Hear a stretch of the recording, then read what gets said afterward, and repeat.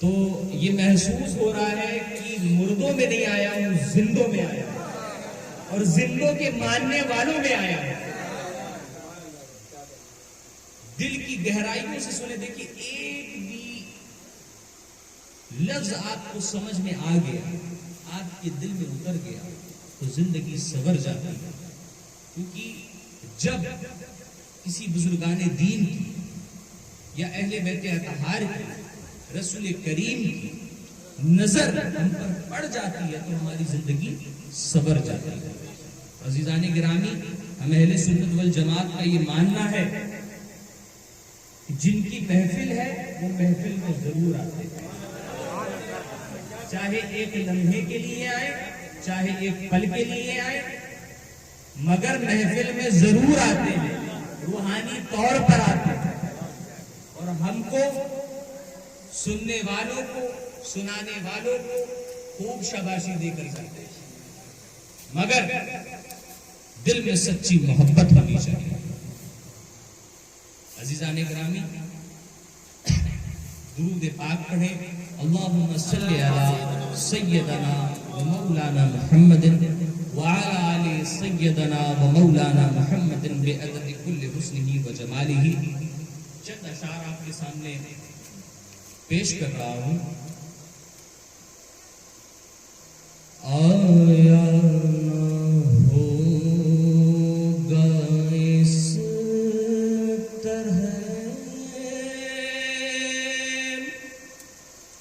حسن و شباب ریت پر آیا نہ ہوگا اس طرح، حسن و شباب ریت پر گلشن کے تھے سارے گلاب ریت پر،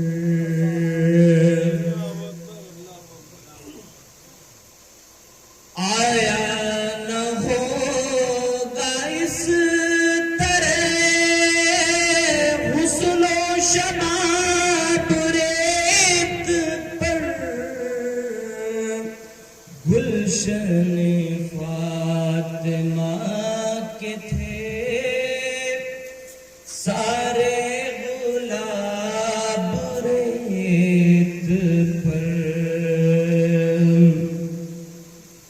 آیا نہ ہوگا اس طرح حسن و شباب ریت پر، جانے بطول کے سوا کوئی کھلا نہیں سکا، جانے بطول کے سوا کوئی کھلا نہیں سکا، قطرہ آب کے اتنے گلاب ریت پر، قطرہ آب کے بغیر اتنے گلاب ریت پر، آیا نہ ہوگا اس طرح حسن و شباب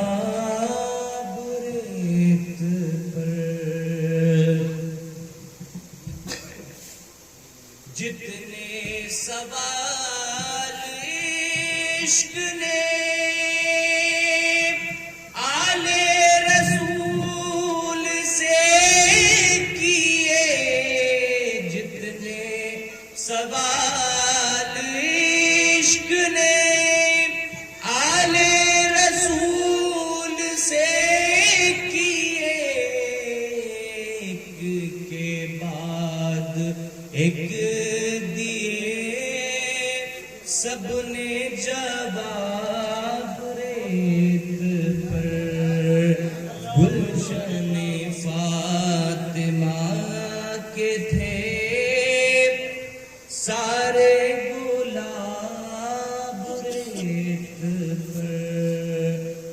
گلشن فاطمہ کے تھے سارے گلاب ریت پر، پیاسا حسین کو کہوں اتنا تو بے ادب نہیں، پیاسا حسین کو کہوں اتنا تو بے ادب نہیں، لب سے لبے حسین کو ترسا گیا ریت پر، گلشن فاطمہ کے تھے سارے گلاب ریت پر۔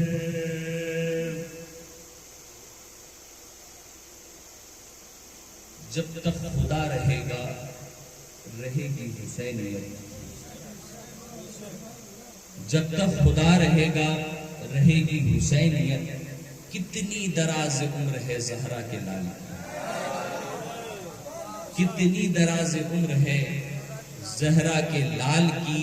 عزیزان محترم، امام علی مقام سے صرف مسلمان ہی نہیں فائدہ اٹھا رہے، عالمی انسانیت فائدہ اٹھا رہے۔ دیکھیں روم کمار دیوی حضرت امام علی مقام کی شان میں کہتی ہے، بے دین ہوں بے پیر نہیں، بے دین ہوں بے پیر نہیں، ہندو ہوں قاتل شبیر نہیں، ہندو ہوں قاتل شبیر نہیں، حسین گر بھارت میں اتارا جاتا، حسین گر بھارت میں اتارا جاتا، یوں چاند محمد کا دھوکے سے نہ مارا جاتا، یوں چاند محمد کا دھوکے سے نہ مارا جاتا، نہ پانی بند ہوتا، نہ بازو قلم ہوتے، نہ پانی بند ہوتا، نہ بازو قلم ہوتے، نہ پانی بند ہوتا، گنگا کے کنارے گر غازی کا علم ہوتا۔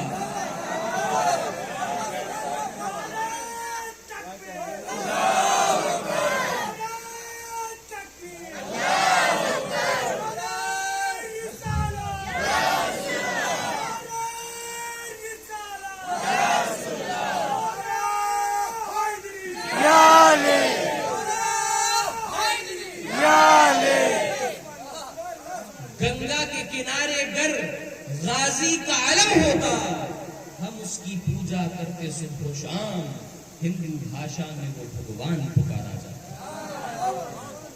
عزیزان محترم،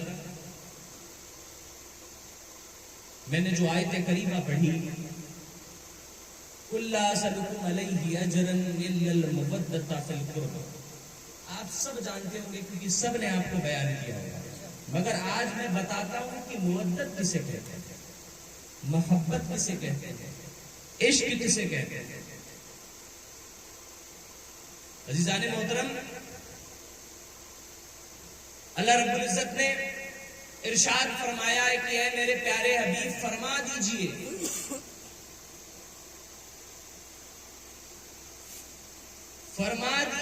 کہ جو کوئی بھی اجر رسالت یعنی کہ رسالت کی مزدوری دینا چاہتا ہے یا دینے کا ارادہ رکھتا ہے، اس سے فرما دیجئے، بتا دیجئے کہ وہ میرے اہل بیت سے مودت کرے۔ عشق نہیں کہا، محبت نہیں کہا، مودت کرے۔ عزیزان محترم، اب سوچنے کی بات یہ ہے کہ عشق کیوں نہیں کہا، محبت کیوں نہیں کہا، مودت کیوں کہا؟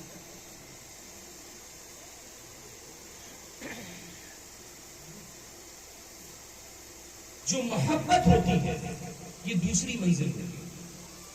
سب سے پہلی منزل عشق محبت کی جو ہوتی ہے، سب سے پہلی جو منزل ہوتی ہے وہ ہوتی ہے اٹریکشن، انسیت۔ جیسے آپ نے مجھے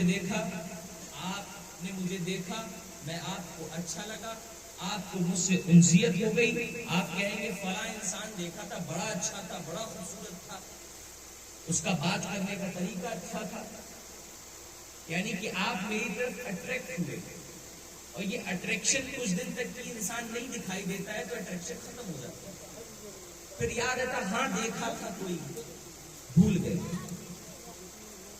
پھر جو منزل آتی ہے وہ ہوتی ہے محبت کی منزل۔ محبت عزیزان گرامی اسے کہیں گے کہ محبت چلتی ہے تو چلتی جاتی ہے، نہیں چلی تو نہیں۔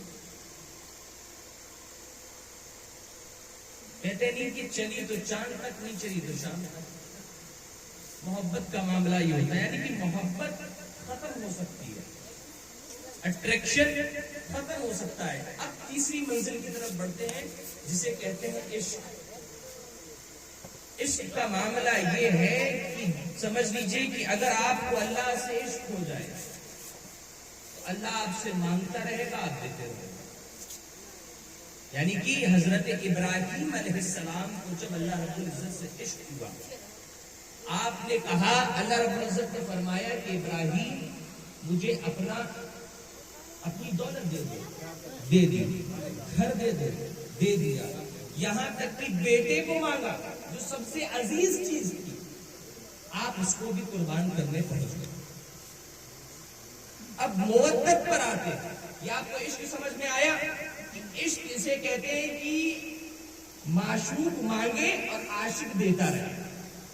خانقاہی زبان میں آپ کو ایسے سمجھا سکتا ہوں کہ معشوق مانگے، عاشق دیتا رہے، یعنی کہ کوئی گنجائش نہیں ہونا چاہیے اف اور بٹ، یعنی کہ دماغ ختم ہو جاتا ہے عشق میں دماغ کی ضرورت نہیں، کیونکہ بزرگان دین فرماتے ہیں، ہمارے اسلاف فرماتے ہیں، دو طریقے کے مدرسے ہوتے ہیں۔ ایک مدرسہ جہاں ہم بول کر سیکھتے ہیں، دوسرا مدرسہ جہاں ہم بیٹھ کر سیکھتے ہیں۔ اگر وہاں پر ہم بولنے لگے تو ہمیں سب کچھ نہیں آئے گا، اور جہاں پر ہم بولیں گے نہیں، جس مدرسے میں بولیں گے نہیں، وہاں پر کچھ نہیں آئے گا۔ عزیزان محترم، سمجھنے کی ضرورت یہ ہے کہ ایک دنیاوی مدرسہ ہے جس پہ ہم بول کر سیکھتے ہیں، اور ایک مدرسہ پیر کا مدرسہ ہے، اولیاء اکرام کا مدرسہ ہے، اہل بیت اطہار کا مدرسہ ہے۔ وہاں پر جب آپ بیٹھتے ہیں، زانوے ادب طے کرتے ہیں، جہاں تک کہ ادب میں رہتے ہیں وہاں ملتا رہتا ہے، جہاں ادب سے باہر نکلتے ہیں سب کچھ ختم ہو جاتا ہے۔ عزیزان محترم، یہ ہو گیا عشق، سمجھ میں آیا؟ اب میں آپ کو بتاؤں کہ مودت کسے کہتے ہیں۔ ایک زانو میں حضرت امام حسین بیٹھے تھے، غور سے سنیے گا، ایک زانو میں حضرت امام حسین بیٹھے ہیں اور ایک زانو میں رسول کریم صلی اللہ تعالی علیہ وسلم کے بیٹے بیٹھے ہوئے ہیں۔ اللہ رب العزت پوچھتا ہے کہ اے میرے پیارے حبیب، جبریل علیہ السلام کے ذریعے پوچھتا ہے کہ اے میرے پیارے حبیب، ذرا یہ بتائیے کہ آپ کو حسین پیارا ہے کہ آپ کا بیٹا قاسم پیارا ہے، ابراہیم پیارا ہے؟ تو رسول کریم صلی اللہ تعالی علیہ وسلم فرماتے ہیں کہ مجھے حسین پیارا ہے، یعنی کہ اپنے بیٹے کو امام حسین پہ قربان کر دیا، یعنی کہ یہ عشق ہے اور یہ مودت ہے۔ جب آپ اپنے عشق کو قربان کر دیں گے تب مودت کی منزل پہ پہنچیں گے۔ عزیزان گرامی، بہت اچھی طریقے سے سمجھا دوں کہ پانی سے مچھلی مودت کرتی ہے،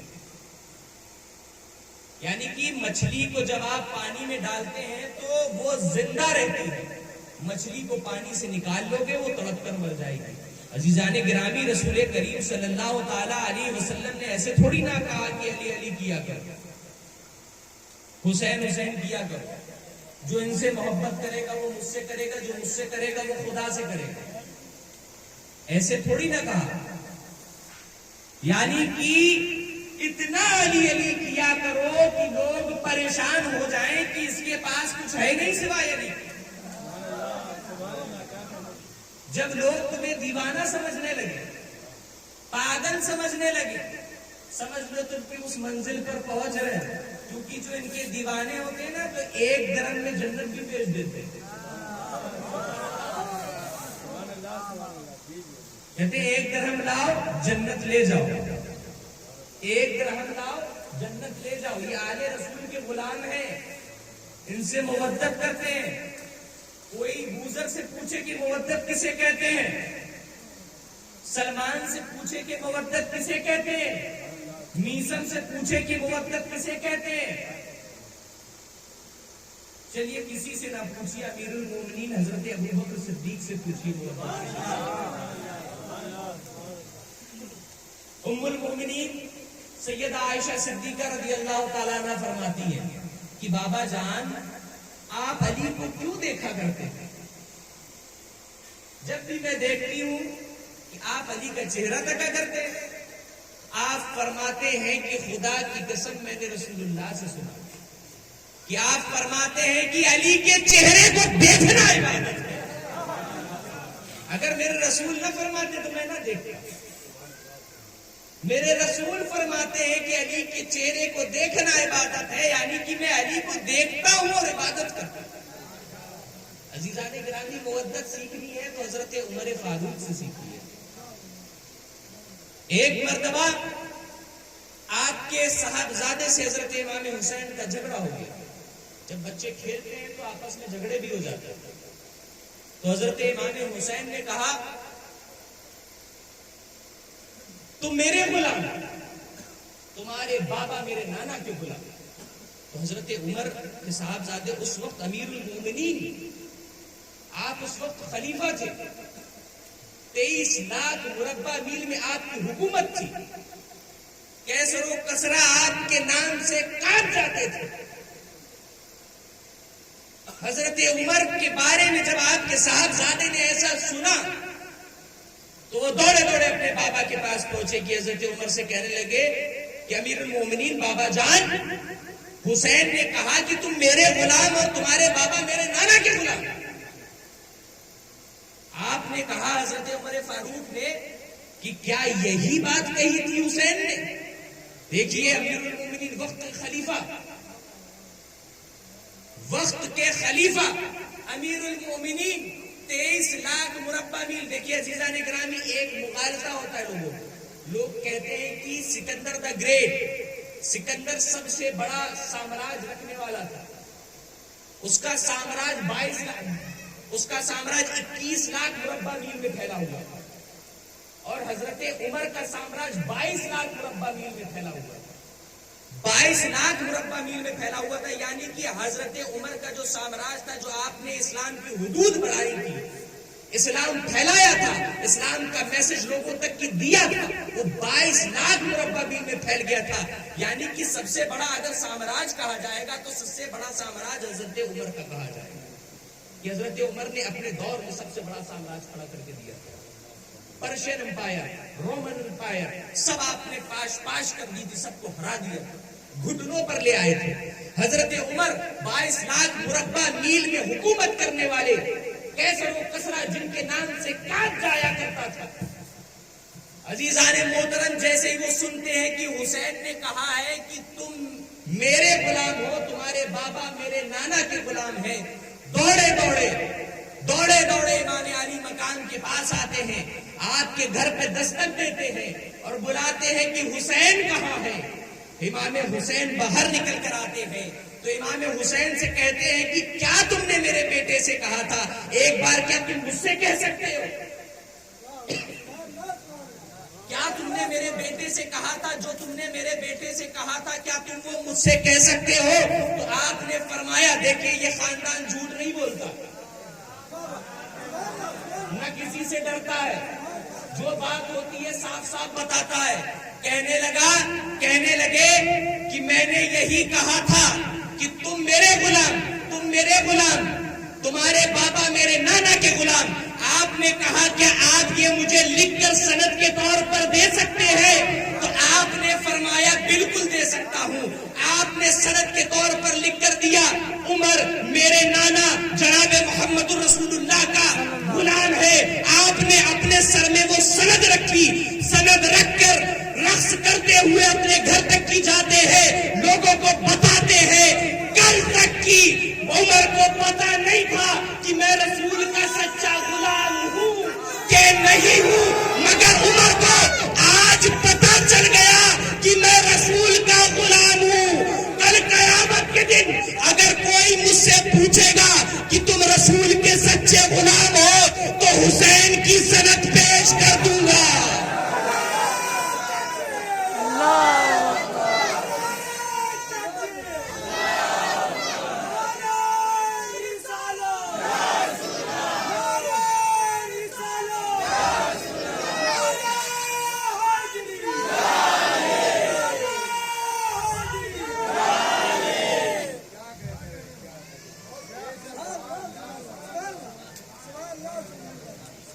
ابھی تک کی تو مجھے یہ مغالطہ تھا کہ میری غلامی قبول ہوئی کہ نہیں ہوئی۔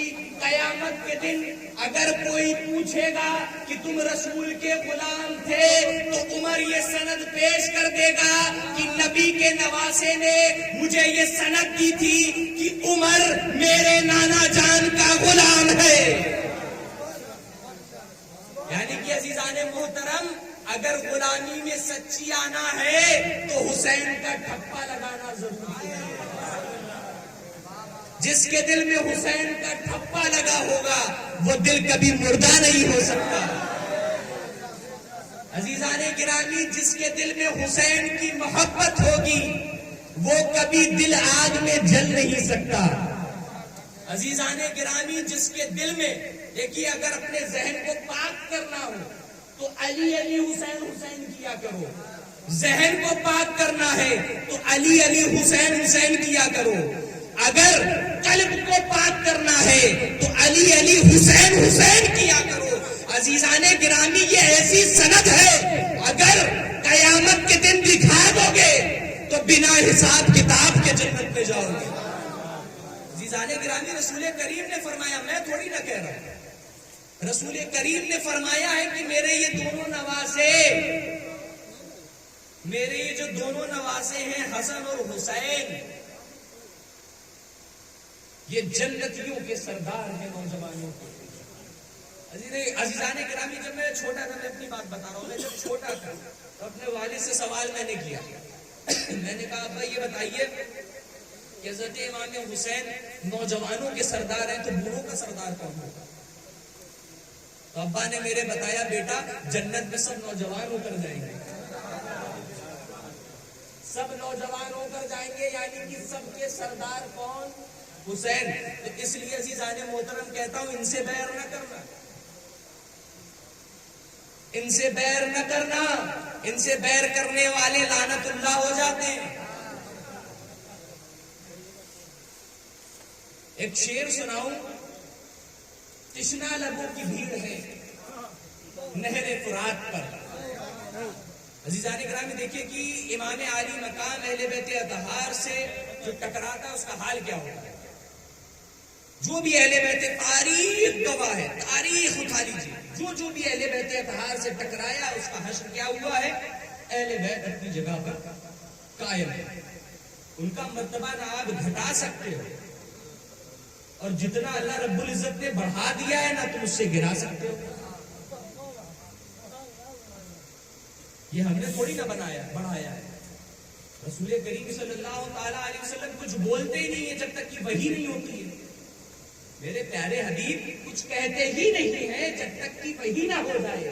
یعنی کہ رسول کریم کہتے تھے حسین منی و انا من الحسین، تو رسول کریم نہیں بولتے تھے، اللہ رب العزت کہتا تھا کہ فرما دیجئے حسین منی و انا من الحسین، حسین مجھ سے، میں حسین سے۔ عزیزان گرامی، تشنا لبوں کی بھیڑ ہے نہر فرات پر، پیاسی ہے کائنات سمندر حسین ہے، پیاسی ہے کائنات سمندر حسین ہے۔ اور کربلا کی جنگ کا انجام دیکھیے، کربلا کی جنگ کا انجام دیکھیے، بے گھر یزید ہو گیا، گھر گھر حسین ہے، گھر گھر حسین ہے۔ عزیزان محترم، اب آپ کے بابا کا ذکر کیا جائے، دیکھیے اہل بیت اطہار میں، اہل بیت اطہار میں مولائے کائنات کا بھی نام ہے، کیونکہ جب یہ آیت مودت نازل ہوئی تو رسول کریم صلی اللہ تعالیٰ علیہ وسلم سے پوچھا گیا کہ یا رسول اللہ کن کی محبت ہمارے اوپر واجب کر دی گئی ہے، آپ ان کے ذرا نام تو بتائیں۔ تو آپ نے فرمایا علی، فاطمہ، حسن، حسین، یہ میرے جگر کا ٹکڑا ہے، یہ میری جان ہے۔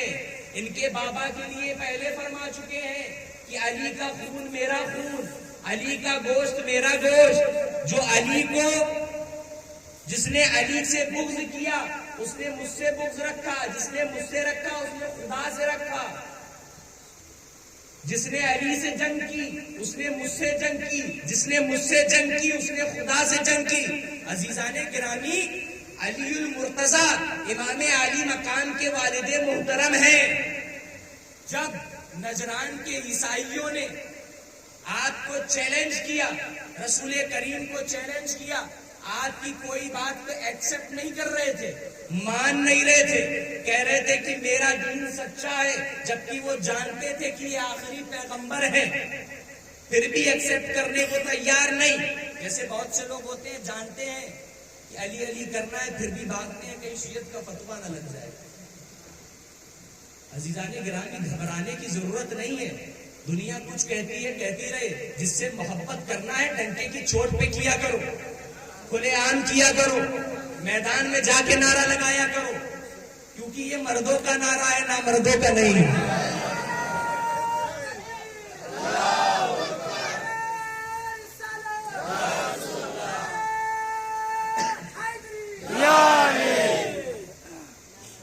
نجران کے عیسائی جب آئے آپ سے کہنے لگے یا رسول اللہ آپ معاذ اللہ جھوٹ بول رہے ہیں، میں آپ کی بات پر اتفاق نہیں رکھتا، تو رسول کریم صلی اللہ تعالی علیہ وسلم کو وحی ہوئی۔ رسول کریم تو کہاں کچھ بولتے ہیں، جو اللہ رب العزت ان سے کہتا ہے وہی آپ بتاتے ہیں۔ آپ سے فرما دیا، کہا کہ ان سے کہہ دو جاؤ تم اپنے عورتوں کو لاؤ، میں اپنی عورتوں کو لاتا ہوں، جاؤ تم اپنے بچوں کو لاؤ، میں اپنے بچوں کو لاتا ہوں، جاؤ تم اپنی نفس کو لاؤ، میں اپنی نفس کو لے کر آتا ہوں۔ رسول کریم صلی اللہ تعالی علیہ وسلم کہتے ہیں ایک دوسرے پر بیٹھ کر ہم لوگ مباہلہ کریں گے، یعنی کہ تم مجھے بد دعا دینا، میں تمہیں بد دعا کروں گا، جو سچا ہوگا اس کے لیے اللہ رب العزت اس کو بچا لے گا، اور جو جھوٹا ہوگا اس کے اوپر عذاب نازل ہو جائے گا۔ اب رسول کریم صلی اللہ تعالی علیہ وسلم بچوں میں کسے لے کر جاتے ہیں؟ امام حسن کو، امام حسین۔ عورتوں میں کسے لے کر جاتے ہیں؟ جناب سیدہ۔ اور اپنی نفس میں کسے لے کر جاتے ہیں؟ مولا کائنات۔ یعنی کہ عزیزان محترم، پہلے رسول چل رہے ہیں، رسول کے پیچھے جناب سیدہ ہیں، جناب سیدہ کے پیچھے مولا کائنات ہیں، مولا کائنات کا ہاتھ پکڑے امام حسن امام حسین ہے۔ جیسے ہی جگہ پر پہنچے تو جو عیسائی تھے، نجران کے عیسائی تھے، انہوں نے دیکھا پیارے پیارے چہرے، نور والے چہرے، خوبصورت چہرے، آج تک ایسے چہرے نہ دیکھے۔ انہوں نے دیکھا کہ اگر یہ میرے لیے بد دعا کر دیں گے تو میں تو برباد ہو جاؤں گا، ختم ہو جاؤں گا، ایسا لگ رہا ہے کہ ابھی سے میرے اوپر عذاب آنے لگا ہے۔ گھبرا کر رسول پاک کے پاس آتے ہیں اور کہتے ہیں کہ آپ سچے رسول ہیں، مگر ان بچوں سے کہہ دیجئے گا میرے لیے بد دعا نہ کرے، نہیں تو ہم برباد ہو جائیں گے۔ عزیزان محترم، یہ مرتبہ ہے، یہ مقام ہے امام علی مقام کا۔ جب آپ دنیا میں تشریف لائے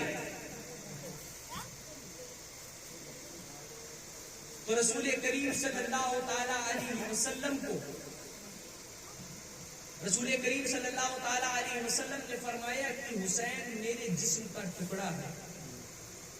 آپ دنیا میں تشریف لائے، 3 شعبان کو تشریف لاتے ہیں۔ جب 3 شعبان کو تشریف لائے عزیزان محترم امام علی مقام، تو 1.25 لاکھ فرشتوں کے ساتھ حضرت جبریل علیہ السلام آپ کی بارگاہ میں، رسول کریم کی بارگاہ میں حاضری دینے کو پہنچے اور فرمایا پہنچ جا ہی رہے تھے تو راستے میں ایک فرشتہ ٹوٹے پھوٹے پر لیے بیٹھا ہوا ہے. عزیزان محترم، اس فرشتے کا نام فطرس تھا. فطرس بیٹھا ہوا تھا تو دیکھا جب فرشتے اپنی برادری والوں کو کوئی کیوں نہیں پہچانتا ہے، خوب پہچانتے ہیں. جیسے ہی دیکھا کہ جبریل علیہ السلام فرشتوں کو لے کر جا رہے ہیں تو حضرت جبریل علیہ السلام سے فطرس نے کہا کہ مجھے بھی لے چلو جہاں بھی تم جا رہے ہو. تو آپ نے فرمایا کہ رسول کریم صلی اللہ تعالی علیہ وسلم کے گھر میں آج ایک شہزادے کی ولادت ہوئی ہے. ہم اسی موقع پر اللہ رب العزت کا پیغام لے کر جا رہے ہیں. رسول پاک صلی اللہ تعالی علیہ وسلم کی بارگاہ میں جا رہے ہیں، ان کی خدمت میں حاضر ہونے جا رہے ہیں. حضرت جبریل علیہ السلام سے کہنے لگا کہ چلو مجھے بھی وہاں لے چلو، شاید ان کے صدقے میں مجھے معافی مل جائے، کیونکہ ایک بار اس کو نکالا جا چکا تھا، کیونکہ اس کے اندر تکبر آ گیا تھا. اللہ رب العزت کی بارگاہ سے کوئی نکال دیا جائے اور اس کی معافی سوائے آل رسول کے علاوہ اور کوئی نہیں کرا سکتا.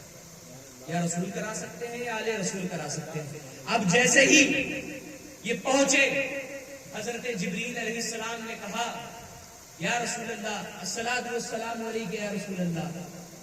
رسول پاک صلی اللہ تعالی علیہ وسلم کو سلام کیا. سلام کرنے کے بعد کہا کہ اللہ رب العزت نے اس بچے کا نام حسین رکھنے کو کہا. مولائے کائنات نے سوچا تھا کہ میں اپنے بیٹے کا نام حرب رکھوں گا، جنگجو اس کا مطلب ہوتا ہے. مگر جیسے ہی اللہ رب العزت کا پیغام آیا، رسول کریم صلی اللہ تعالی علیہ وسلم نے مولائے کائنات سے فرمایا، حضرت علی سے کہا کہ اس کا نام تم حرب مت رکھو، اللہ رب العزت نے اس کا نام حسین رکھا. عزیزان محترم، تاریخ اٹھا کر دیکھ لیجیے، پہلے نہ کوئی حسن تھا نہ کوئی حسین. یہ اللہ رب العزت کی طرف سے نام آئے تھے، کیونکہ ان کا مقصد بھی بڑا تھا. تو نام بھی مختلف ہونے چاہیے تھے کہ کسی سے ملتے نہ ہو، کسی سے میل نہ کھاتے. ایسا نام جو آج تک نہیں رکھا گیا، وہ نام اللہ رب العزت نے اپنے پیارے حبیب کے نوازوں کے لیے رکھا، حسین. اب حضرت جبریل علیہ السلام ارشاد فرماتے ہیں یا رسول اللہ، فطرس میرے ساتھ آیا ہے، وہ چاہتا ہے کہ امام حسین کی زیارت کرے. امام حسین کے صدقے میں شاید اللہ رب العزت اس کے خطاؤں کو معاف کر دے، اس سے جو غلطی ہوئی ہے اس کو معاف کر دے. عزیزان محترم، جب حضرت رسول کریم صلی اللہ تعالی علیہ وسلم نے ارشاد فرمایا کہ حسین تو ابھی سو رہے ہیں مگر ان کا جھولا ہے، اس سے اس کو مسح کر دو، سلا دو، شفا مل جائے. وہ جھولا ابھی جس میں حسین لیٹے نہیں تھے، وہ صرف منسوب تھا حسین سے. وہ جھولا حضرت امام حسین سے منسوب تھا. اس جھولے پر جھلانے کے بعد فطرس کے پر نکل آئے. فطرس آسمان میں چلے گیا، آسمان میں گیا. آسمان میں جا کر فرشتے دیکھتے ہیں، کہتے ہیں ارے فطرس، تم تو بالکل ٹھیک ہو، تمہارے پر آ گئے، تمہاری معافی ہو گئی. تو فطرس کہتا ہے پر مجھ کو دیے ہیں رخ انوار جلی نے، پر مجھ کو دیے ہیں رخ انوار جلی نے، اڑنے کا دیا اذن اڑانوں کے ولی نے، اڑنے کا دیا اذن اڑانوں کے ولی نے. اس نور کی محفل میں کوئی مصہ نہیں ہے، اس نور کی محفل میں کوئی مصہ نہیں ہے. آزاد کیا ہے مجھے حسین ابن علی نے، آزاد کیا ہے مجھے حسین ابن علی نے. عزیزان محترم، یہ فطرس رسول کریم کے زمانے میں بھی تھا، یہ فطرس حضرت علی کے بھی زمانے میں بھی تھا، حضرت امام حسن کے بھی زمانے میں تھا. مگر اس کی شفا حضرت امام حسین سے لکھی تھی، اس لیے اس کو شفا مل گئی. عزیزان محترم، شاعر کہتا ہے کہ پر فرشتے کو ملے پر نہیں سمجھا تو نے، پر فرشتے کو ملے پر نہیں سمجھا تو نے. سیرت سرور عالم سے صدا ملتی ہے، سیرت سرور عالم سے سے صدا ملتی ہے، تازیہ داری کو نہ شرک سمجھنا لوگوں، تازیہ داری کو نہ شرک سمجھنا لوگوں، ان سے منسوب ہو لکڑی تو شفا ملتی ہے۔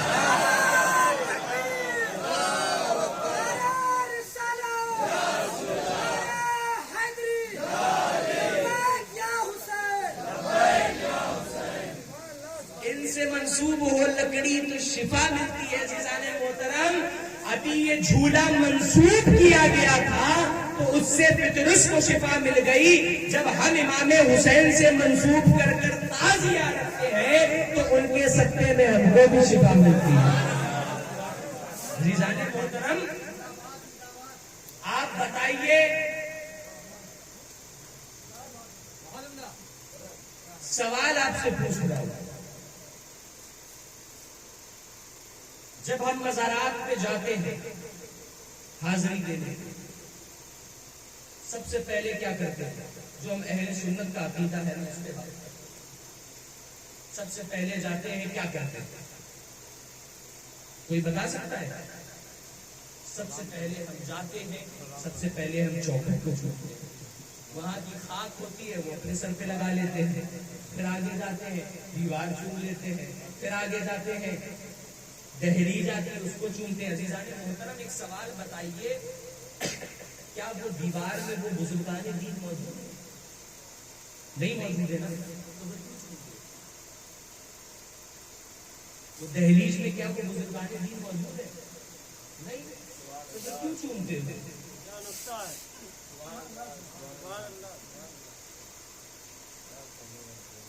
وہاں پر دیوار مل جائے گی اس کو چوم لیں گے، چوکھٹ مل جائے گی اس کو چوم لیں گے، باہر جو دروازہ لگا ہوگا اس میں ہاتھ لگا کے اپنے چہرے پہ لگا لیں گے، وہاں کوئی بزرگان دین موجود نہیں ہے نا، اس لیے چومتے ہیں کیونکہ اس دیوار کو، اس چوکھٹ کو، اس دروازے کو، اس گلی کو، اس راستہ کو، اس کے شہر کے نام کو اس بزرگان دین سے نسبت ہے۔ میں جہاں پہنچانا چاہ رہا ہوں بہت آرام سے پہنچیے اور بہت اچھی طریقے سے سمجھا رہا ہوں۔ اس گلی کو، اس کوچے سے محبت ہے ہم کو۔ اب عزیزان گرامی، ہم مدینے شریف جاتے ہیں تو مدینے شریف میں اگر کتا بھی ہو تو ہم اس کو نہیں ہٹاتے، اگر کوئی جانور وہاں پر ہے اس کو نہیں ہم ٹچ کرتے ہیں۔ کیوں؟ کیونکہ یہ سرکار دو عالم صلی اللہ تعالی علیہ وسلم کے شہر کا ہے، وہاں کا اگر پتھر بھی ہے تو اس کو بھی ہم کنارے کر دیتے ہیں کہ یہ میرے آقا کے گلی کا پتھر ہے۔ عزیزان محترم، جب ہم دیوے شریف جاتے ہیں، دیکھیے شریف ابھی سے لگ گیا، اگر وارث پاک نہ ہوتے تو کیا یہ شریف ہوتا؟ دیوے کو کوئی جانتا؟ صفی پور میں اگر مخدوم شاہ صفی نہ ہوتے، خادم شاہ صفی نہ ہوتے، کیا وہ شریف ہوتا؟ صفی پور ہوتا۔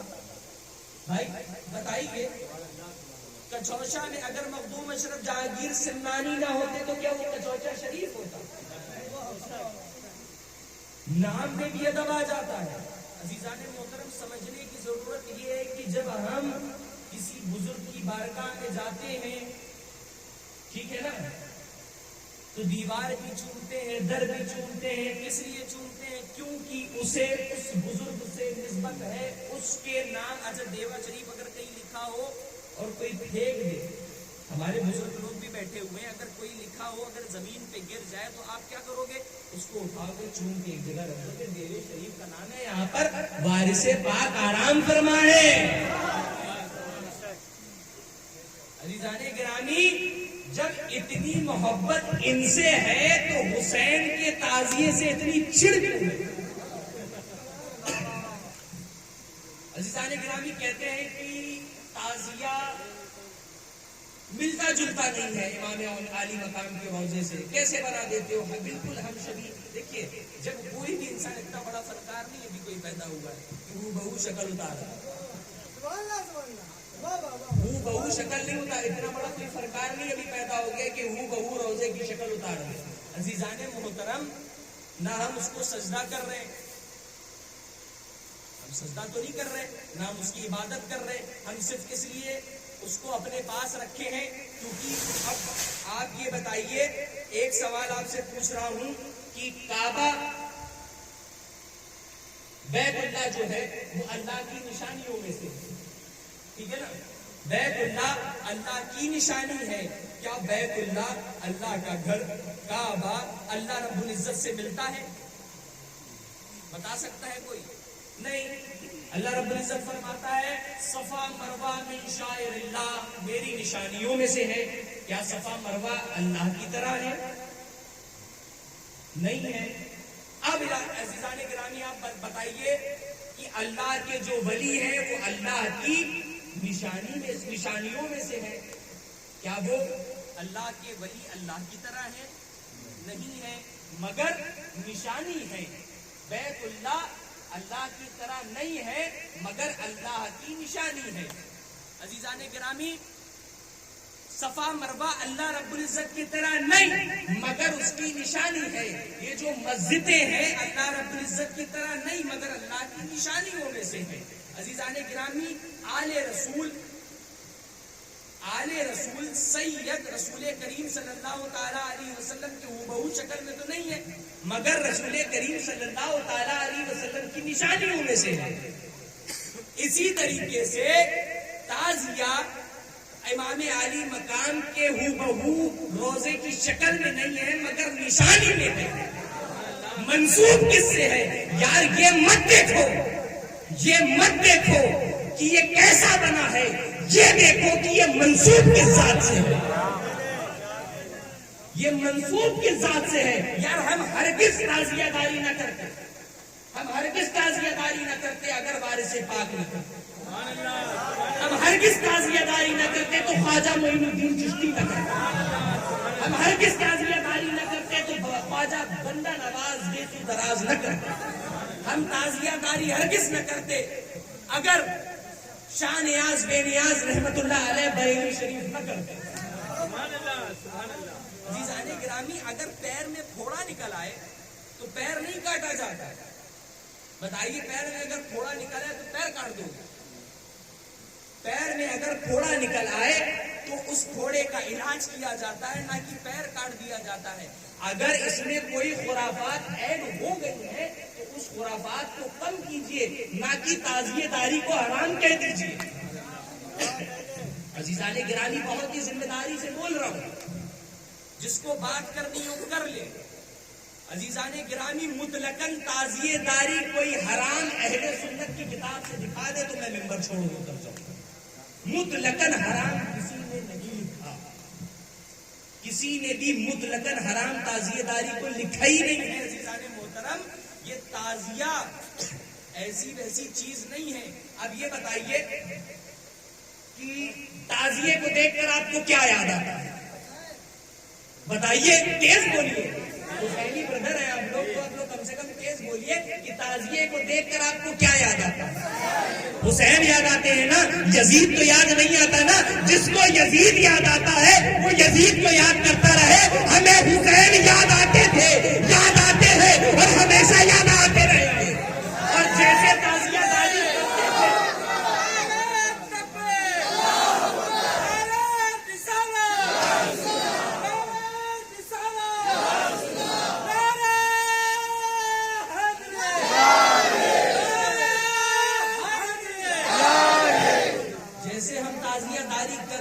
کرتے ہیں اور کرتے رہیں گے. دیکھیے عزیزان محترم، جو چیز غلط ہے اس چیز کو چھوڑ دیجیے، مگر یہ کہیے کہ پھنسی ہو جانے پر پیر کٹوا دیے تو غلط بات ہے. عزیزان گرامی، ہم حسین کو کیسے چھوڑ سکتے ہیں؟ ہمیں جب یاد آتی ہے نا محرم کو اپنے امام علی مقام کی، تو ہم تعزیوں کو دیکھتے ہیں اور یہ تصور کرتے ہیں کہ ہم ان کے روضے کے سامنے بیٹھے ہیں. اس سے بڑھ کر فضیلت کیا ہو سکتی ہے عزیزان محترم؟ یعنی کہ بے گھر یزید ہو گیا اور گھر گھر آج بھی حسین ہے. عزیزان محترم، گھر میں جائیے، جس کے گھر میں پہنچیں گے، عزیزان گرامی یہ بتائیے کہ ہم گنبد خضرا کا جو فوٹو لگائے رہتے ہیں، یہ کیسے پھر جائز ہو سکتا ہے اگر تعزیہ داری جائز ہے؟ یہ جو بڑی بڑی گنبدیں بنائے ہیں ہم لوگ درگاہوں میں، یہ کیسے جائز ہے اگر تعزیہ داری جائز ہے؟ عزیزان محترم، آپ کو رسول کریم صلی اللہ تعالیٰ علیہ وسلم کی ایک بات بتا کہ رسول کریم صلی اللہ تعالیٰ علیہ وسلم بیٹھے ہوئے تھے اپنے حجرے، اور آپ نے حضرت ام سلمہ ام المؤمنین سے فرمایا کہ کسی کو بھی اندر نہ بھیجنا، جبریل علیہ السلام سے میں گفتگو کرنے جا رہا ہوں، کسی کو بھی اندر نہ بھیجنا، کسی کو اندر نہیں آنے دینا۔ رسول کریم صلی اللہ تعالیٰ علیہ وسلم حضرت جبریل علیہ السلام سے گفتگو کر رہے تھے، اتنے میں حضرت امام حسین آ گئے، اتنے میں حضرت امام حسن آ گئے۔ دیکھیے ام المومنین ہے، ماں ہے، نانی ہے، حضرت امام حسن کی، حضرت امام حسین کی ماں نانی ہے۔ آپ سے رسول پاک نے فرمایا تھا کوئی آئے اس کو اندر نہیں آنے دینا، مگر آپ بھی یہ جانتی ہیں کہ یہ حسین اور حسن رسول کریم صلی اللہ تعالی علیہ وسلم کی جان ہے، ان کی پہچان ہے، ان کی زندگی ہے، ان کی نفس ہے۔ عزیزان گرامی، ام سلمہ نے روکا نہیں، ام المومنین نے آپ کا ہاتھ ہٹایا نانی جان کا اور اندر چلے گئے، اور جا کر ایک زانو پہ حضرت امام حسین اور ایک زانو پہ حضرت امام حسن بیٹھ گئے۔ حضرت امام حسن اور حسین بیٹھے ہوئے تھے تو رسول کریم صلی اللہ تعالیٰ علیہ وسلم نے سے جبریل علیہ السلام نے فرمایا کہ یا رسول اللہ، اللہ رب العزت نے کہا ہے کہ یہ جو نواسا حسن ہے آپ کا، اس کو آپ کی امت زہر دے کر بہت ہی بے دردی کے ساتھ شہید کر دے گی۔ عزیزان گرامی، حضرت امام حسین کو دیکھا، آپ نے فرمایا، جبریل علیہ السلام کہنے لگے کہ یا رسول اللہ، یہ جو بیٹا آپ کا نواسا حسین بیٹھا ہوا ہے، اس کو آج کی امت 3 دن کا بھوکا پیاسا کربلا کے میدان میں شہید کر دے گی۔ رسول کریم صلی اللہ تعالیٰ علیہ وسلم کی آنکھوں سے آنسو جاری ہوئے۔ جبریل علیہ السلام نے کہا کہ یا رسول اللہ، اگر آپ اجازت دیں تو میں کرب و بلا کی مٹی آپ کو لا کر دوں۔ عزیزان گرامی، یہ تاریخ میں ہے، میں کوئی ایسا واقعہ نہیں بیان کر رہا، تاریخ میں آپ لوگ نے سنا بھی ہوگا، کتابیں کھول کے دیکھنا چاہتے ہیں کتابیں کھول کے دیکھیے، کوئی بھی سیرت کی کتاب میں دیکھیں گے یہ واقعہ آپ کو مل جائے گا۔ عزیزان محترم، رسول کریم صلی اللہ تعالیٰ علیہ وسلم کو جب کربلا کی مٹی لا کر دی تو آپ نے اس مٹی کو سونگا، سونگ کر کہا کہ اس میں کرب و بلا کی بو آتی ہے، یعنی کہ یہ کرب و بلا کی مٹی ہے۔ جبریل علیہ السلام چلے گئے۔ اب آپ حجرے سے باہر نکلتے ہیں، کمرے سے باہر نکلتے ہیں، اور دیکھیے علم غیب سے سوال اٹھانے والوں کو یہ دوردار تماچا دیتا ہے یہ واقعہ کہ حضرت رسول کریم صلی اللہ تعالیٰ علیہ وسلم اس وقت جناب سیدہ بھی حیات، اس وقت سیدہ عائشہ بھی حیات، زیادہ تر لوگ حیات تھے اس وقت۔ آپ نے وہ مٹی کسی کو نہیں دی، آپ وہ مٹی حضرت ام سلمہ کے پاس لے کر گئے، وہ مٹی جا کر آپ نے حضرت ام سلمہ کو دے دی، ام المومنین کو دے دی، کیونکہ رسول کریم صلی اللہ تعالیٰ علیہ وسلم یہ جانتے تھے کہ سب جب یہ واقعہ کربلا ہوگا تو جناب سیدہ کی دنیا سے ظاہری پردہ کر گئی ہوں گی، اور سیدہ عائشہ کی دنیا سے جا چکی ہوں گی، سب جا چکے ہوں گے، مگر ام سلمہ اس وقت زندہ ہوئی۔ آپ نے وہ مٹی کربلا کی ام سلمہ کو دی، ام المؤمنین کو دی۔ ام المؤمنین کو دینے کے بعد آپ نے اس مٹی کو ایک شیشی میں یا کسی کٹورے میں یا کسی بوتل میں رکھ لیا، ٹھیک ہے، آگے سمجھ میں، اور آپ نے فرمایا، حضرت ام سلمہ نے فرمایا، آپ سے فرمایا رسول پاک نے کہ اس مٹی کی زیارت کرتے رہنا، یعنی کہ دیکھتے رہنا، دیکھنا زیارت کرنا بات ایک ہی ہے، تعزیت کرتے رہنا۔ عزیزان محترم، اپنی زبان میں کہیں کہ تعزیت، یعنی کہ کسی بیمار کو دیکھنے جاؤ تو اس کو کیا کہتے ہیں؟ تعزیت کرنے کہتے ہیں، تعزیت سے تعزیہ۔ عزیزان گرامی، تعزیت سے تعزیہ ہے، جس کو دیکھ کر ابھی آپ اٹھائیے کتاب کوئی بھی کہ تعزیہ کسے کہتے ہیں تو آپ کو یہ پتا چلے گا کہ جس کو دیکھ کر امام حسین کی یاد آ جائے اس کو تعزیہ کہتے ہیں، ٹھیک ہے۔ اب آپ بتائیے کہ جناب ام سلمہ کو رسول کریم صلی اللہ تعالی علیہ وسلم نے جو مٹی دی اس کو کہا کہ روز دیکھتے رہنا اس کو، جب یہ مٹی سرخ ہو جائے تو سمجھ لینا کہ میرا حسین کربلا میں 3 دن کا بھوکا پیاسا شہید کر دیا گیا ہے۔ اب حضرت سلمہ روز اس مٹی کو دیکھتی تھی، یعنی کہ تعزیت کرتی تھی، تعزیت کرتی تھی۔ اب عزیزان گرامی، ہم تعزیے کو دیکھیں تو حرام، عزیزان گرامی ہم تعزیے کو دیکھیں اور ہمیں امام حسین کی یاد آ جائے تو یہ حرام۔ اب جناب ام سلمہ سے کہیے کہ وہ تعزیے کو کیوں دیکھتی تھی، اس مٹی کو دیکھ کر تعزیت کرتی تھی، زیارت کرتی تھی۔ جب یہ مٹی سرخ ہوگی تو حسین شہید کر دیے جائیں گے، روز اس مٹی کو دیکھا کرتی تھی۔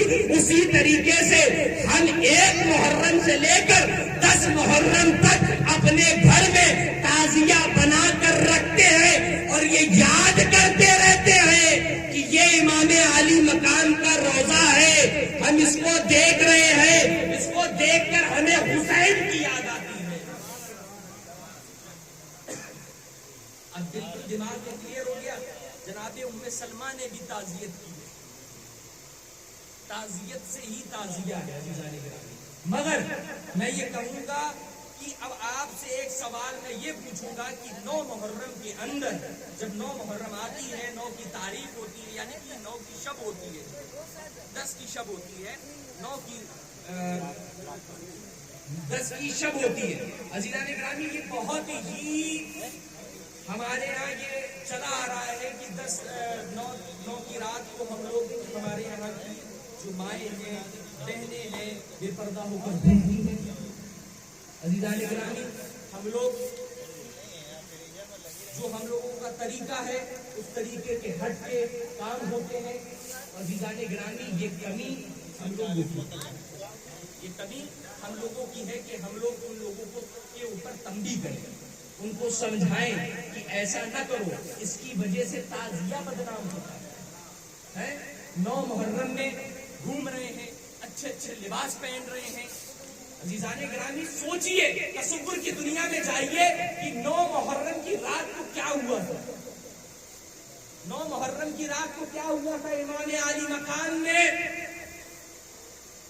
کربلا کے میدان میں کھڑے ہو کر یزیدیوں سے کہا تھا کہ 1 رات کی مہلت دو، میں اپنے پروردگار کی عبادت کروں، میں صبح تم سے جنگ کروں۔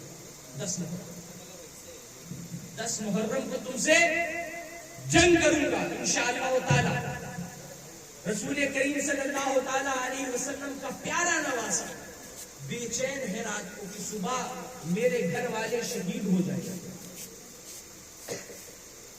میرے گھر والے شہید ہو جائیں گے۔ کبھی خیمے کے باہر آتے ہیں، کبھی اندر جاتے ہیں، کبھی باہر آتے ہیں، کبھی اندر جاتے ہیں، کبھی اللہ رب العزت کی عبادت کرتے ہیں۔ عزیزان گرامی، وہ نواسا جو جنتیوں کے نوجوانوں کا سردار ہے، رسول کریم صلی اللہ تعالی علیہ وسلم جس کو اپنے سینے میں سلاتے ہو، رسول کریم صلی اللہ تعالی علیہ وسلم نے جس کو اپنے لعاب دہن سے سینچا ہے، رسول کریم صلی اللہ تعالی علیہ وسلم کی آغوش میں پلے ہوئے نواسے، ان کے بیٹے امام حسین علیہ السلام، جب کوئی اللہ رب العزت سے رات مانگے تو سمجھ لو اس رات کی فضیلت کیا ہوگی۔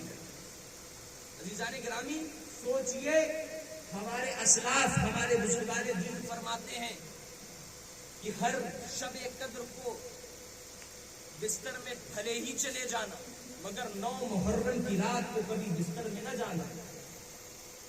9 محرم کی رات کو کبھی بستر میں نہ جانا، یہ وہ رات ہے جو حسین نے اپنے پروردگار سے مانگی تھی، جس نے اپنا سب کچھ لٹا دیا ہو اللہ کی راہ میں، اپنے بیٹے کو، بھتیجے کو، اپنے خاندان کو، اپنے کنبے کو ختم کر دیا ہو، جس نے سب کچھ اللہ کی راہ میں دے دیا ہو، اللہ رب العزت سے وہ کوئی رات مانگے تو سمجھ لیے اس رات کی فضیلت کیا ہے۔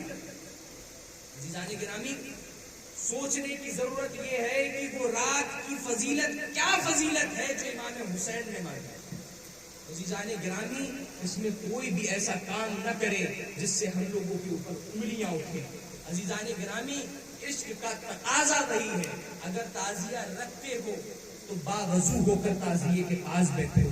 تلاوت کرو قرآن کریم کی. سوچو کہ امام حسین ہم کو دیکھ رہے ہیں. سوچو کہ امام حسین ہم کو اپنی روحانی آنکھوں سے دیکھ رہے ہیں. سوچو کہ ہم جب اس کا تعزیے کا بوسہ لے رہے ہیں تو سمجھ لو امام حسین کی روزے کا بوسہ لے رہے ہیں. عزیزان گرامی، یہ تصوف کا قاعدہ ہے کہ نسبت جو ہوتی ہے وہ شے کو ممتاز کر دیتی ہے. جب کسی انسان سے کسی کو نسبت ہو جاتی ہے وہ بلند ہو جاتا ہے، وہ اعلیٰ ہو جاتا ہے. ہم کو کوئی نہ پہچانتا اگر ہمیں رسول کریم سے نسبت نہ ہوتی. ہم کو کوئی نہ پہچانتا اگر ہمیں صفی پور کے بزرگان دین سے نسبت نہ ہوتی. ہمیں کوئی نہ پہچانتا اگر ہمیں امام حسین سے نسبت نہ ہوتی. نسبت کی بنا پہ پہچانتے ہیں. عزیزان گرامی، تعزیے کو رکھو تو اس کا اہتمام صحیح سے کرو. اس کے لیے اہتمام صحیح کرو اور جتنا ہو سکے اتنا لوگوں پر لٹاؤ، لوگوں کو کھلاؤ، لوگوں پر لنگر کرو، خوب شربت پلاؤ. جو ہو سکے لوگوں کی مدد کرو. 9 تاریخ کو 10 تاریخ کو عزیزان گرامی یتیم مل جائے تو اس کے سر میں ہاتھ پھیر دو، کیونکہ کربلا کے میدان میں حضرت امام حسین جب پہنچے تھے تو آپ کا کوئی مددگار نہیں تھا.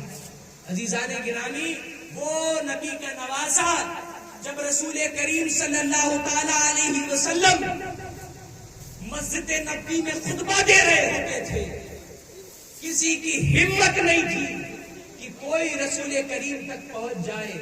وہ نواسے امام حسین، حضرت امام حسن دوڑ کے اپنے نانا کے پاس جاتے ہیں، صفے چیرتے ہوئے نکل جاتے ہیں. یہاں خطبہ دیا جا رہا ہے. عزیزان محترم، یہاں خطبہ دیا جا رہا ہے. خطبہ دے رہے ہیں آپ، اور بتائیے کسی کے لیے کیا یہ وی آئی پی پروٹوکول ہوتا ہے کہ اگر آپ نماز، کوئی بھی امام صاحب ہو، اگر ان کے بچے صفے چیرتے ہوئے مسجد کے اندر داخل ہو جائیں، عزیزان محترم بتائیے اگر وہ داخل ہو جائیں اندر تو کیا امام صاحب اپنا سب کچھ چھوڑ کر بچوں کو پکڑ لیں گے؟ ایسا تو نہیں ہے، ایسا ہو ہی نہیں سکتا. اب بتائیے کہ امام حسن امام حسین پہنچتے ہیں، رسول کریم خطبہ دے رہے ہیں. خطبہ دیتے ہوئے آپ ممبر سے نیچے اتر کر آتے ہیں، حضرت امام حسین کو گود پہ اٹھاتے ہیں اور فرماتے ہیں یہ میرا حسین ہے. کیا فرماتے ہیں؟ پہچانو. عزیزان گرامی، رسول کریم کیوں کہہ رہے ہیں؟ سوچئے کہ رسول کریم یہ کیوں کہہ رہے ہیں کہ اس کو پہچان لو، یہ میرا حسین ہے، میرے جانے کے بعد اسے تکلیف نہ دینا. عزیزان گرامی، میرے جانے کے بعد آپ فرماتے ہیں میرے جانے کے بعد اسے تکلیف نہ دینا. عزیزان گرامی، ہم جب تعزیہ رکھتے ہیں تو ہم اس کا اہتمام اچھی طریقے سے کریں. ہم اس کو اپنے پاس اچھی طریقے سے رکھیں اور اس کو دیکھ کر روتے رہیں. میں خدا کی قسم نہ روتا کبھی. جو کہتے ہیں کہ رونا نہیں چاہیے امام حسین کی یاد میں، کیونکہ یہ رونا ہمارے اوپر اہل سنت کو رونا نہیں چاہیے. عزیزان گرامی، ہم کبھی نہ روتے. تعزیے کو دیکھ کر یا امام عالی مقام کا ذکر سن کر ہم کبھی نہ روتے اگر رسول اللہ نہ روتے. خدا کی عزت کی قسم میں نہ روتا اگر میرے رسول نہ روئے ہوئے. ابھی حسین زندہ ہے، ابھی حسین رسول کریم صلی اللہ تعالی علیہ وسلم کے زانوں میں بیٹھے ہیں. رسول کریم دیکھ کر رو رہے ہیں. میرے رسول امام حسین کے، امام حسن کے لبوں میں بوسہ لیا کرتے تھے اور امام حسین کے گلے میں بوسہ لیا کرتے تھے. کیوں؟ کیونکہ رسول کریم کو پتا تھا کہ اس بیٹے کو زہر دیا جائے گا، میرے اس بڑے بیٹے کو زہر دیا جائے گا اور میرے چھوٹے بیٹے حسین کے گلے پہ خنجر چلایا جائے گا. جب خنجر چلایا جائے تو میرے حسین کو تکلیف نہ ہو. عزیزان محترم، جب خنجر چلایا جائے تو میرے حسین کو تکلیف نہ ہو. عزیزان گرامی، تعزیے کے پاس بیٹھا کرو اور یاد کر کے امام حسین کو رویا کرو. سوچا کرو کہ میں روضہ حسین پر بیٹھا ہوں، کیونکہ میں وہاں جا تو نہیں سکتا، میری اتنی اوقات نہیں ہے. جس کی اوقات ہے وہ جا رہا ہے. میری اتنی اوقات نہیں ہے، میں نہیں جا سکتا، مگر میں اپنے حسین کے روزے کے سامنے بیٹھ کر دعا مانگ رہا ہوں، اے اللہ میرے حسین کے صدقے میں اگر کوئی غم دینا ہے تو غم شبیر دے میرے مولا، اور کوئی غم نہ دے مجھے۔ اے اللہ اگر کچھ دینا ہے تو امام علی مقام کی محبت ہمارے سینے میں ڈال دے، اگر کچھ دینا ہے عزیزان گرامی تو ہم کو ان کے صدقے میں ترقیاں دے، عزیزان گرامی اتنا دے کہ ہم ان کے نام پر ہر روز لٹائیں، ہر روز نہ لٹا پائے تو ہر مہینے لٹائیں، ہر مہینے نہ لٹا پائے تو سال میں ایک بار لٹائیں، مگر لٹائیں ضرور۔ عزیزان گرامی یہ تعزیہ ہے۔ اب آتے ہیں کربلا کے میدان کی طرف۔ رسول کریم بوسہ لیتے تھے اپنے نواسے حسین کے گلے پہ، اس لیے کیونکہ آپ کو پتا تھا، آپ کو یہ بات پتا تھی کہ میرے بیٹے حسین کے گلے میں خنجر چلایا جائے گا، آپ کو تکلیف نہ ہو، اس وجہ سے رسول کریم صلی اللہ تعالی علیہ وسلم آپ کی گردن میں بوسہ لیا کرتے تھے۔ عزیزان گرامی کربلا کے میدان پر جب امام علی مقام پہنچے ہیں تو یزیدیوں کی طرف سے اذان بھی دی گئی اور نماز بھی پڑھی گئی۔ عزیزان گرامی کیا ان لوگوں کو اس وقت سمجھ میں نہیں آیا کہ یہ وہی نواسے ہیں جن کا نام تم اس وقت اشہد ان لا الہ الا اشہد ان محمد رسول اللہ صلی اللہ تعالی علیہ وسلم لے رہے ہو، کہ انہی کے نواسے ہیں؟ نماز پڑھ کے قتل کرنے آئے تھے حسین کو۔ عزیزان گرامی نماز پڑھ کر قتل کرنے آئے تھے امام علی مقام کو۔ عزیزان گرامی سمجھیے اس وقت کوئی ایسا نہیں تھا کہ وہ جانتا تھا کہ یہ امام حسین ہے، یہ اس نبی کا نواسا ہے جس نے اپنے لعاب دہن سے اس نواسے کو سینچا، اپنے لعاب دہن سے سینچا، اپنی زبان مبارک 3 سال تک کی چسایا۔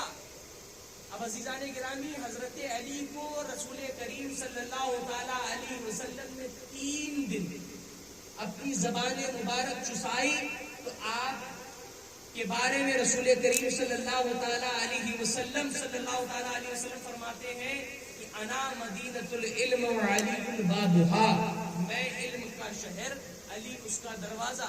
علی سے پوچھا گیا کہ آپ کو علم کیسے ملا؟ تو آپ نے فرمایا مجھے علم ایسے ملا کہ جیسے کوئی چڑیا آتی ہے، چڑیا جاتی ہے، دانا چگ کر لاتی ہے اور منہ پر بچے کو بھر دیتی ہے، اسی طریقے سے مجھے علم ملا۔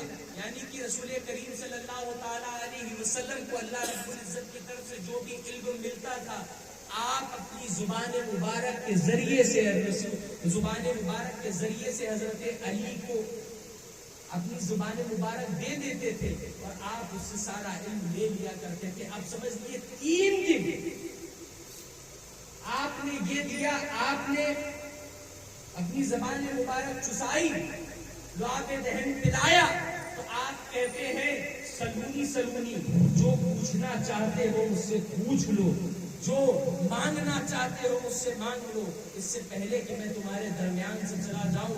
عزیزان گرامی اب تصور کی دنیا میں جا کر سوچئے، جس کو 3 سال اپنے زبان مبارک آپ نے چسائی، اپنا لعاب دہن جس کو پلایا، عزیزان گرامی اس کا مرتبہ، اس کا مقام کہاں پر ہوگا، اس کے علم کا معیار کہاں تک ہوگا؟ عزیزان گرامی جب حضرت امام حسین کربلا کے میدان پر آئے، آپ کے بیٹے حضرت علی اکبر نے آپ سے کہا بابا جان میں اللہ کی راہ پہ قربان ہونا چاہتا ہوں، میں جنگ کرنا چاہتا ہوں یزیدیوں کے خلاف، میں جانا چاہتا ہوں، یہ آپ کے خون کے پیاسے ہیں، میں ان کو سبق سکھانا چاہتا ہوں، ان سے میں جنگ کرنا چاہتا ہوں۔ آپ ہم شبیہ رسول تھے، آپ کو امام حسین نے روک کر رکھا تھا، آپ کو جب اپنے نانا جان کی یاد آتی تھی عزیزان گرامی بہت ہی پیار سے، بہت ہی لاڈ سے رسول کریم صلی اللہ تعالی علیہ وسلم نے حضرت امام حسین کو پالا تھا، بہت ہی لاڈ اور پیار سے پالا تھا عزیزان گرامی، اتنی پیار سے پالا تھا جب آپ کو رسول پاک کی یاد آتی تو اپنے بیٹے حضرت علی اکبر کو دیکھا کرتے تھے، تو آپ کا جو شکل تھی، آپ کا جو چہرہ تھا، ہم شبیہ بالکل ایک دم رسول کریم صلی اللہ تعالی علیہ وسلم کی طرح تھی۔ آپ جب دیکھ لیتے تھے تو آپ کے دل کو سکون مل جاتا تھا کہ میں نے اپنے نانا جان کی زیارت کر لی ہے۔ عزیزان گرامی جب آپ نے، اب سمجھیے کہ اپنے نانا جان کی زیارت حضرت علی اکبر کو دیکھ کر کرتے ہیں، اب جب حضرت علی اکبر کو میدان پر بھیجتے ہیں تو عزیزان گرامی سمجھیے کتنے بڑے دل کا وہ باپ ہے جو اپنے بیٹے کو میدان میں بھیجتا ہے۔ میدان پہ ہم شفیع رسول جب میدان پر جاتے ہیں تو ان کی تلوار کفاروں کے لیے بجلی کی طرح قوم جاتی ہے۔ عزیزان گرامی لوگ یہ کہتے ہیں، یزیدی فوج میں کھلبلی مچ جاتی ہے، کہتے ہیں کہ یہ عباس کا شاگرد ہے، علی کا پوتا ہے، اس کو فردن اس سے لڑائی نہیں کر سکتے، ہم اس کے لیے جھنڈ بناؤ تب اس کو جگہ کہیں جا کر مار سکتے ہو۔ عزیزان گرامی چاروں طرف سے کتے کسی شیر کو گھیر لیتے تو اس کو گھائل کر دیتے ہیں چاروں طرف سے۔ آپ نے ڈسکوری میں دیکھا ہوگا جب شیر کبھی اکیلے پھنس جاتا ہے، جب اکیلے ہو جاتا ہے تو چاروں طرف سے جو کتے ہوتے ہیں اس کو نوچنا شروع کر دیتے ہیں۔ اسی طریقے سے یہ یزیدی کتے عزت امام حضرت علی اکبر کے پاس جاتے ہیں، کوئی پیچھے سے تیر مارتا ہے، کوئی آگے سے تیر مارتا ہے، ایک وقت آتا ہے آپ کے کلیجے میں برچھی مار کر توڑ دیتا ہے۔ عزیزان گرامی جب برچھی مار کر توڑ دیتا ہے آپ کے کلیجے میں تو آپ اپنے بابا کے پاس آتے ہیں، بابا سے کہتے ہیں بابا مجھے بہت تکلیف ہو رہی ہے، میرے کلیجے کے پاس میرے سینے میں ایک بغدخ نے برچھی مار کر توڑ دی ہے، نیزہ مار کر توڑ دیا ہے، وہ میرے تکلیف کر رہا ہے، بابا اس کو نکال دیجئے۔ حضرت امام حسین دیکھتے ہیں اور آنکھوں سے آپ کی آنکھیں خشک، آپ کی آنکھوں سے آنسو گرنا شروع ہو جاتے ہیں۔ آپ کی آنکھوں سے جب آنسو گرنا شروع ہوتے ہیں رسول کریم حضرت امام حسین رونا شروع کرتے ہیں، ایک ہاتھ کربلا کی مٹی پہ رکھتے ہیں، ایک ہاتھ آپ کے سینے میں رکھ کے جب آپ کے سینے سے برچھی نکالتے ہیں تو عزیزان گرامی آپ کا کلیجہ باہر آ جاتا ہے، کلیجہ باہر آ جاتا ہے حضرت علی اکبر کا، اور آپ رونے لگتے ہیں اور کہتے ہیں کہ آج میرا بیٹا مجھ سے جدا ہو گیا۔ پریشان نہ ہو بیٹا، تیرے دادا جان جام کوثر لے کے تیرا انتظار کر رہے ہیں، تو پریشان مت ہو، تیرا انتظار کر رہے ہیں۔ اس کے بعد حضرت قاسم کو آپ جانے نہیں دیتے میدان پہ، کہتے ہیں قاسم تم میرے بھائی حسن کی نشانی ہو، تم میرے بھائی حسن کی نشانی ہو، میں تمہیں کیسے جانے دے سکتا ہوں۔ عزیزان گرامی جب حضرت امام حسن کو یہ بات پتا چلی تھی کہ میرا نانا جان سے سنا کہ میرا بھائی 3 دن کا بھوکا پیاسا کربلا کے میدان میں شہید ہو جائے گا تو آپ اللہ تعالیٰ سے دعا کرتے تھے، اے اللہ کوئی مجھے ایسا فرزند دے دے جو میرے بھائی، اس وقت میں تو نہیں ہوں گا مگر وہ میرا فرزند، میرا بیٹا میرے بھائی کی جس کو میں چاہتا ہوں، محبت کرتا ہوں، دل و جان سے اس کی حفاظت کرے گا، اس کے لیے جنگ کرے گا، اس کے لیے اپنے آپ کو قربان کر دے گا۔ عزیزان گرامی یہ آپ نے جب دعا مانگی تو آپ کے گھر میں حضرت قاسم پیدا ہوئے۔ حضرت قاسم جب پیدا ہوئے تو آپ نے اپنی زوجہ کو، اپنی بیوی کو ایک پرچے میں کچھ لکھ کر دے دیا تھا اور کہا تھا جب کربلا کا میدان، جب آپ دنیا ظاہری پردہ فرمانے لگے تو آپ نے وہ پرچہ دیا اور کہا جب کربلا کے میدان پر حضرت امام حسین اکیلے پڑ جائیں تو اگر میرا بھائی مجھ سے بہت محبت کرتا ہے، میری نشانی کو، میرے بیٹے کو ضائع نہیں ہونے دے گا، اگر وہ یہ منع کرے شہید ہونے کے لیے، جنگ کرنے کے لیے، اس بات سے منع کر دے کہ میں قاسم کو جنگ نہیں کرنے دوں گا، تو اس کو جا کے یہ پرچہ میرا دے دینا، یہ میرا پرچہ اس تک کی پہنچا دینا، تو وہ اس کو جنگ لڑنے دے گا، اپنے اوپر قربان ہونے دے گا، اللہ کی راہ پر قربان ہونے دے گا۔ عزیزان گرامی حضرت قاسم جب حضرت امام حسین کے پاس آئے اور کہنے لگے چچا جان میں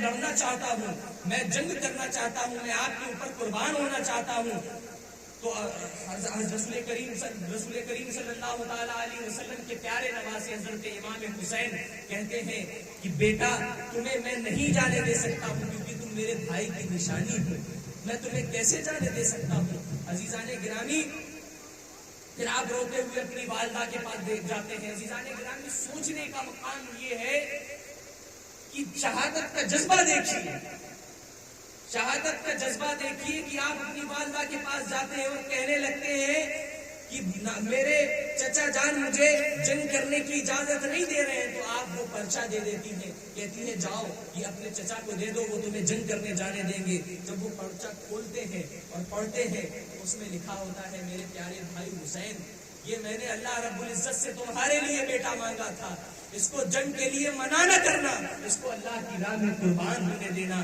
اس کو اپنے لیے قربان ہو جانے دینا. میں نے اسی لیے اس کو مانگا تھا اللہ رب العزت سے. اس کی قربانی کو اللہ رب العزت قبول کرے گا انشاءاللہ تعالیٰ. اس کو جنگ کرنے کی اجازت دے دینا.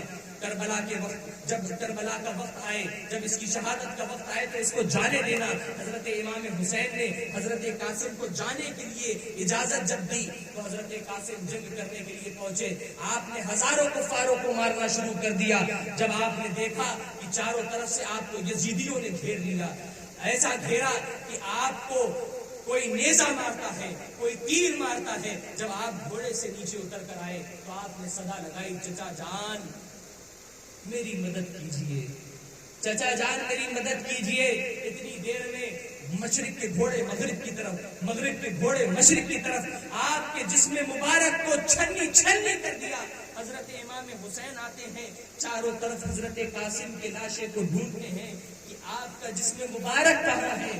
آپ آواز دیتے ہیں قاسم بیٹا تم کہاں ہو، قاسم تم کہاں ہو، قاسم تم کہاں ہو. کہیں سے آواز نہیں آتی. امام حسین علیہ السلام کہتے ہیں اس وقت کا امام ہونے کی حیثیت سے حکم دیتا ہوں قاسم تم کہاں ہو. تو کہیں سے دھڑ اٹھتا ہے، آواز آتی ہے چچا جان میں یہاں ہوں.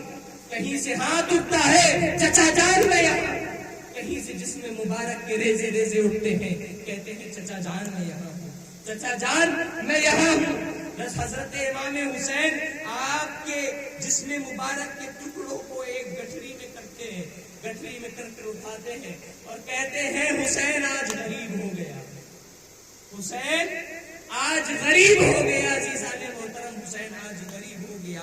جب سب شہید ہو جاتے ہیں، امام حسین علیہ السلام جب تنہا رہ جاتے ہیں، چاروں طرف سے یزیدی لشکر گھیر لیتا ہے امام علی مقام کو. امام علی مقام کو چاروں طرف سے یزیدی لشکر گھیر لیتا ہے. چاروں طرف سے نیزے کوئی مارتا ہے، کوئی تلوار مارتا ہے، کوئی تیر مارتا ہے، کوئی برچھی مارتا ہے. امام علی مقام 1.25 لاکھ انبیاء علیہ السلام کی ارواح موجود ہوتی ہیں روحانی طور پر، اور کہتی ہیں حسین سجدے کو مکمل کر لو، عشق مودت اپنی پوری کر دو. عزیزان گرامی، حضرت امام علی مقام سجدے میں جاتے ہیں. شمر آ کر آپ کے گلے پر چھری پھیرتا ہے.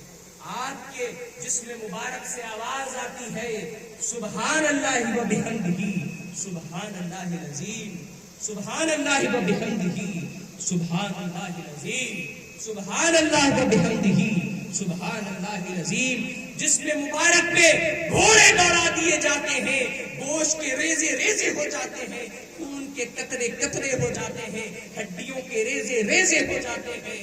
ریزے ریزوں سے، قطروں قطروں سے، ریشوں ریشوں سے آواز آتی ہے سبحان اللہ و بحمدہ، سبحان اللہ العظیم.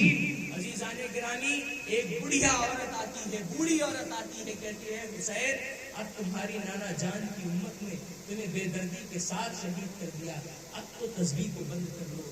جسم مبارک سے، خون کے ریشے ریشے سے اور خون کے قطرے قطرے سے، گوشت کے ریزے ریزے ریشے ریشے سے اور جسم کے ریزے ریزے سے آواز آتی ہے اے ماں آج تو، کل تو ایک حسین تھا، ایک زبان تھی، ایک تسبیح تھی، آج جتنے خون کے قطرے ہیں اتنے حسین ہیں، جتنی گوشت کے ریشے ہیں اتنے حسین ہیں، جتنی خون کی بوندیں ہیں اتنے حسین ہیں، اور جتنے حسین ہیں اتنی زبانیں ہیں، جتنی زبانیں ہیں اتنی تسبیحات ہیں.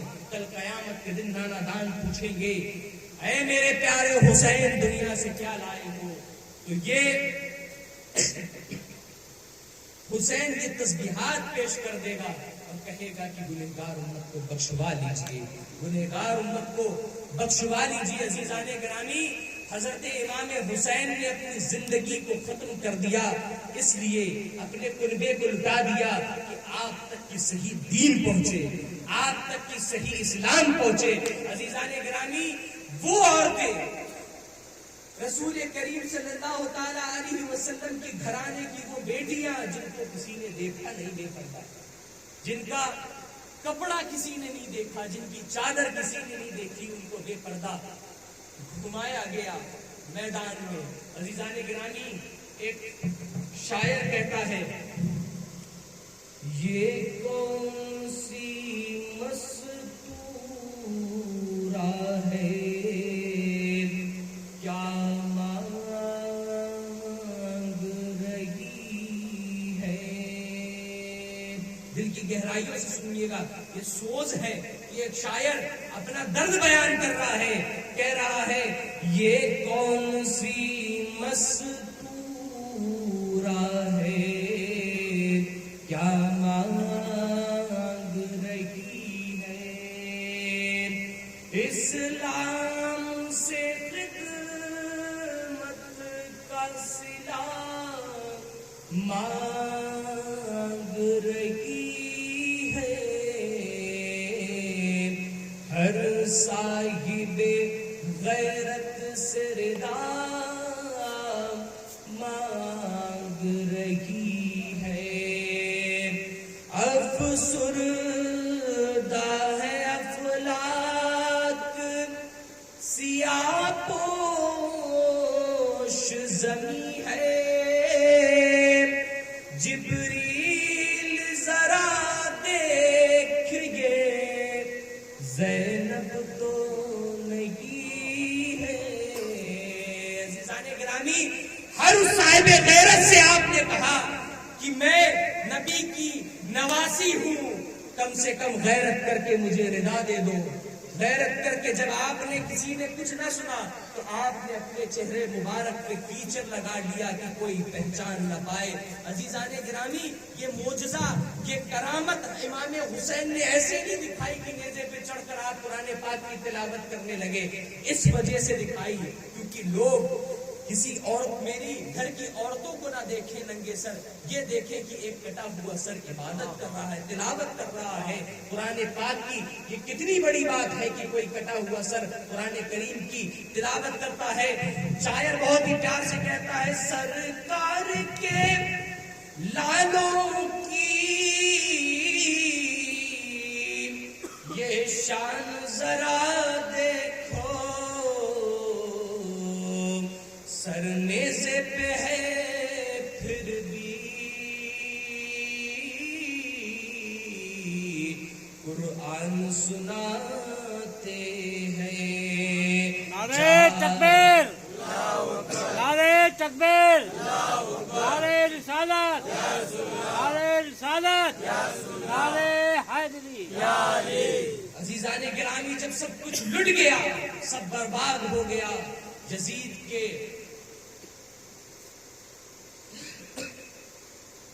کے جب محل پر حضرت امام زین العابدین اپنی ماؤں بہنوں کو لے کر پہنچتے ہیں، عزیزان گرامی خطبہ دینے کھڑے ہوتے ہیں تو آپ اپنے اوپر بیتی ہوئی باتیں لوگوں کو بتانا شروع کر دیتے ہیں، کہتے ہیں کہ کس طریقے سے ہمارے اوپر پانی بند کیا گیا، اتنی پیاس تھی کہ ہم لوگ، میرا بھائی علی اکبر جب بابا حسین کے پاس آیا، حضرت امام حسین سے کہنے لگا کہ میں جنگ کرتے کرتے مجھے پیاس کی بہت شدت لگنے لگی ہے بابا جان تھوڑا سا اگر پانی مجھے مل جاتا تو میں اور تھوڑی دیر جنگ کر لیتا۔ حضرت امام حسین نے فرمایا شاید، میرے بابا جان نے فرمایا شاید یہ اللہ رب العزت کی مرضی ہے کہ ہمیں بھوکا پیاسا یہاں پر شہید ہونا ہے۔